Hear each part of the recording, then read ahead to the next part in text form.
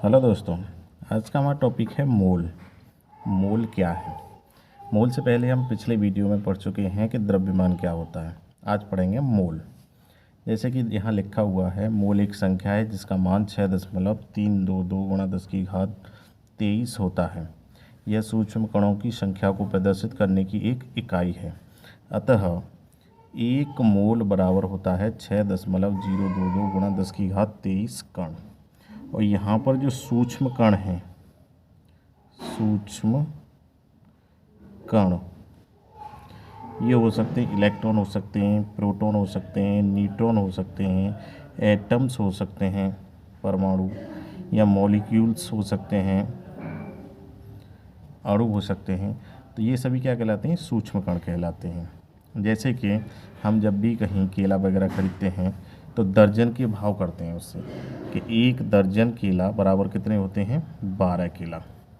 ऐसे ही एक मोल केला अगर हम लेंगे तो वहाँ पर कितना हो जाएगा? 6.022 गुणा 10⁻23 केले। ये बहुत ही इम्पोर्टेंट है, यहाँ पर इसको ध्यान रखना है।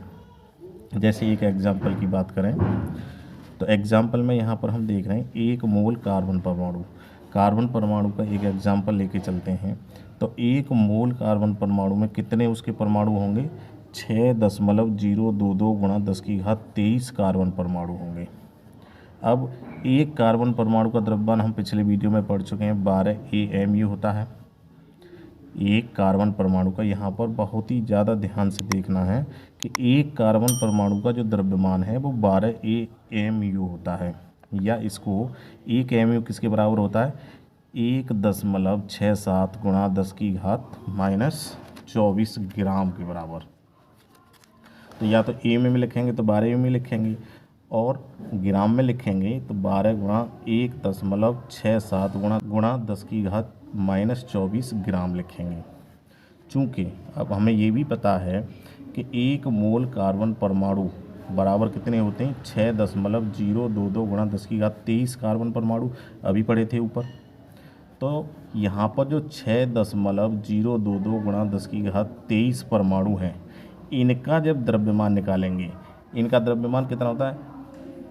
एक मोल कार्बन परमाणु के द्रव्यमान के बराबर 6.022 गुणा 10⁻23 कार्बन परमाणु का द्रव्यमान होता है। अगर हम इसका द्रव्यमान निकाल लेंगे यहाँ पर, तो हम उसको बोलेंगे एक मोल कार्बन परमाणु का द्रव्यमान है। जैसे अब यहाँ पर देखिए, 6.022 गुणा 10⁻23 कार्बन परमाणु का द्रव्यमान बराबर कितना हो जाएगा? एक का होता है 12 गुणा 1.67 गुणा 10⁻24। यहाँ तक कितने का है? ये होता है एक कार्बन परमाणु का। और हमारे पास एक मोल निकालने के लिए कितने कार्बन परमाणु होने चाहिए? 6.022 गुणा 10⁻23। तो इसका क्या करेंगे? गुणा कर देंगे। गुणा करेंगे तो किस में आ जाएगा? ग्राम में आ जाएगा। अब यहाँ पर आपको देखकर ये हैरानी होगी कि 1.67 गुणा 10⁻24 और गुणा 6.022 गुणा 10⁻23, इनका जो मान निकल के आता है वो कितना होता है? 1 होता है। गुणा करके देखिए तो उसमें 1 निकल के आएगा लगभग। तो इसको 1 मानेंगे तो यहाँ पूरी का कितना हो गया? बचा कितना? 12। तो एक मोल कार्बन परमाणु का द्रव्यमान कितना हो गया? 12 ग्राम। या तो हम ऐसे कह सकते हैं, या कह सकते हैं 6.022 गुणा 10⁻23 ग्राम कार्बन परमाणु का द्रव्यमान कितना हुआ? 12 ग्राम। यहाँ तक ठीक है। अब ये जो 12 ग्राम निकल के आया है, इसी को हम मोलर द्रव्यमान भी बोलते हैं। ये बहुत ही इम्पोर्टेंट है। यहाँ पर कभी कभी डेफिनेशन पूछ ली जाती है, इसकी परिभाषा पूछी जाती है कि मोलर द्रव्यमान, या GAM, ग्राम एटॉमिक मॉस भी बोलते हैं इसको, कि मोलर द्रव्यमान या GAM किसे कहते हैं। उदाहरण सहित बताइए। तो यहाँ पर उदाहरण इसका ये निकल के आ जाएगा, और इसका एक मोल का द्रव्यमान उस परमाणु का मोलर द्रव्यमान कहलाता है। ठीक है, परमाणु हो सकता है, अणु हो सकता है, दोनों में से कोई भी हो सकता है। तो इस तरीके से हम मोलर द्रव्यमान निकाल लेते हैं। एक एग्जाम्पल और देखेंगे यहाँ पर, ऑक्सीजन परमाणु का। ऑक्सीजन परमाणु का एग्जाम्पल में, एक मोल ऑक्सीजन परमाणु में कितने ऑक्सीजन परमाणु होंगे? 6.02 गुणा 10⁻23, ये हमें मोल से पता चला है। अब एक कार्बन परमाणु का जो द्रव्यमान है वो 16 AMU या 16 गुणा 1.67 गुणा 10⁻⁻24 ग्राम होता है। ये एक ऑक्सीजन परमाणु का द्रव्यमान है। अब एक ऑक्सीजन परमाणु का इतना है तो 6.022 गुणा 10⁻23, जिसको हम एक मोल भी बोलते हैं, तो एक मोल ऑक्सीजन परमाणु का द्रव्यमान कितना होगा, तो उसमें क्या करेंगे 6.022 गुणा 10⁻23 का गुणा कर देंगे। गुणा करेंगे तो यहाँ से लेकर यहाँ तक कितना होगा, एक और 16 का गुणा करेंगे एक में तो 16 ग्राम, तो इसका कितना हो गया 16 ग्राम। अगर यहाँ पर मैं लिखूँ कि एक कार्बन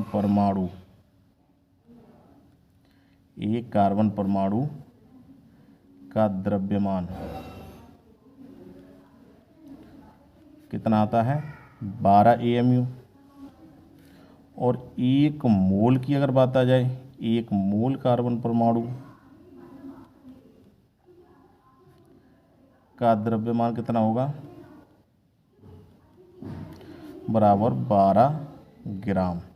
है दोनों में ही 12, लेकिन अंतर कितना है, ये एक का निकालेंगे तो AMU में निकलेगा, एटॉमिक मास यूनिट। इसके बारे में पिछली वीडियो में, जिन्होंने भी पिछला वीडियो नहीं देखा हो तो वो पार्ट 1 वाला वीडियो देख सकते हैं। अब देखिए यहाँ पर अगला एग्जाम्पल है H2O अणु। अब यहाँ पर हम अणु की बात कर रहे हैं, तो यहाँ अणु में निकालेंगे तो यहाँ पर क्या है हाइड्रोजन।